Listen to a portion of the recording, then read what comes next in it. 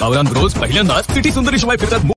नमस्कार, update with Reva या चॅनलमध्ये तुमचं स्वागत आहे। तर आजचा 12वा भाग झालेला आहे। गावरान ब्रोज पहिल्यांदाच सिटी सुंदरी शिवाय फिरतायत मुंबई शहरात। सुभाष दादा म्हणतात, जिकडे बघावं तिकडे रस्तेच रस्ते दिसतात। मला जर मुंबईमध्ये सोडलं तर मला कळणारच नाही। नंतर अर्जुन आणि विजय एक जणाला हा कुठला रस्ता आहे, हा कुठला एरिया आहे हे विचारताना दिसत आहेत। गावरान ब्रोला खूप सारे टास्क दिलेले आहेत, त्यावर पवन एक जणाला बोलताना दिसतो, काय मामा निवांत बसलाय मस्त गावाकडच्या स्टाईलमध्ये। नंतर क्रिश बोलताना दिसतोय, आम्हाला चेक पॉइंटवर मिळणार आहे। आणि गावरान ब्रोज खूप म्हणजे त्यांना खूप ऍक्टिव्हिटीज करायला मिळणार आहेत तिथे।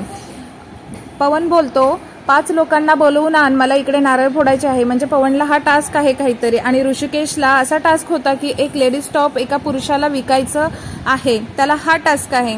त्यानंतर दीपक आणि पवनला असा टास्क होता की 3 अनोळखी लोकांकडून मिठी मिळवणे, म्हणजेच 3 अनोळखी लोकांना हक करणे। त्यानंतर अथर्व आणि रामाला हा टास्क होता की 3 ग्लास उसाचा रस पिणे।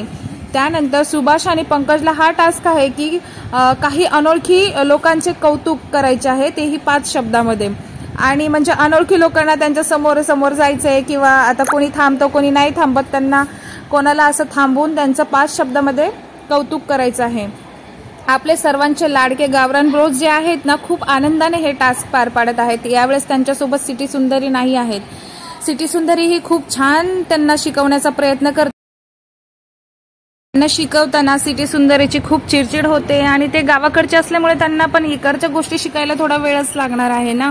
तरी पण ते पण शिकवून म्हणजे त्यांचं ऐकण्याचा, त्यांचं सगळं काही ते जे शिकवतात ते ध्यानात ठेवण्याचा खूप प्रयत्न करतात। पण काही जणांना ते शक्य होतं, काही जणांना ते शक्य होत नाही।